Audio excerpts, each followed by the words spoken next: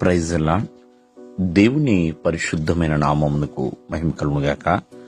ప్రభు నామమున మీ అందరికీ హృదయపూర్వక వందనాలు. ఈ ఉదయకాలము దేవుని వాక్యాన్ని విందాం. తీతుకు రాసిన పత్రిక 3వ అధ్యాయము 14వ వచనము.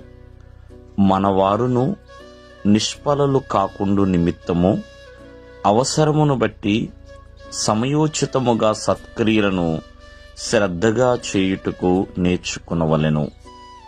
ప్రియులారా, ఇక్కడ దేవుని యొక్క వాక్యం సెలవిస్తుంది, నిష్ఫలలు కాకుండు నిమిత్తము అంటే ప్రియమైన వాళ్ళరా, అవసరాన్ని బట్టి సమయోచితమైన అంటే సందర్భానుసారమైన సత్క్రియలు చేయాలండి. చాలామంది ఎటువంటి ఫలితము లేని వారిగా ఉండిపోతూ ఉంటారు. ఎటువంటి ప్రతిఫలాలు పొందలేని వారిగా అయిపోతారు. అలా కాకుండా ప్రియమైన వాళ్ళరా, నిష్ప్రయోజనమైన అట్లా ఉండిపోకుండా, ఎటువంటి ప్రయోజనము లేకుండా చాలామంది అలా ఉండిపోతూ ఉంటారు. అలా ఉండకుండా మరి కుదిరినప్పుడు అవసరాన్ని బట్టి సందర్భానుసారమైన మంచి పనులు శ్రద్ధగా చేయాలి. అలా శ్రద్ధగా చేయుటకు నేర్చుకునవలెను అని ఇక్కడ దేవుని యొక్క వాక్యం సెలవిస్తుంది. ప్రియులారా, ఒకసారి ఆలోచించేయండి. ఎందుకంటే కొన్ని పనులు చేయటం వలన ఎంతో మందికి ఉపయోగకరంగా ఉంటుందండి. ఈ భూమి మీద బ్రతికున్నప్పుడే కొన్ని మంచి పనులు చేయగలుగుతాం.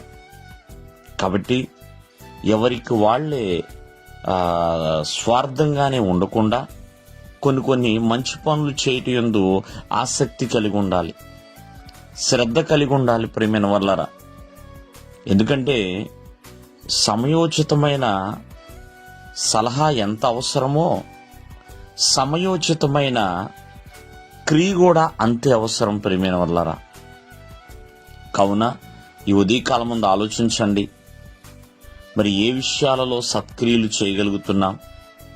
ఎందుకంటే సత్క్రియల వలన ప్రభువు నామానికి మహిమ ఉన్నది. అంతేకాదు, ఎవరైతే ఆ సత్క్రియలు చేస్తున్నారో వారికి కూడా ఒక చక్కటి సత్ఫలము కూడా ఉన్నదండి.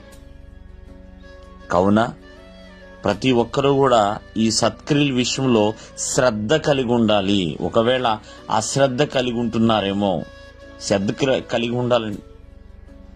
కావున ప్రతి ఒక్కరు కూడా ఈ ఉదయకాలం ముందు ఆలోచించేయండి.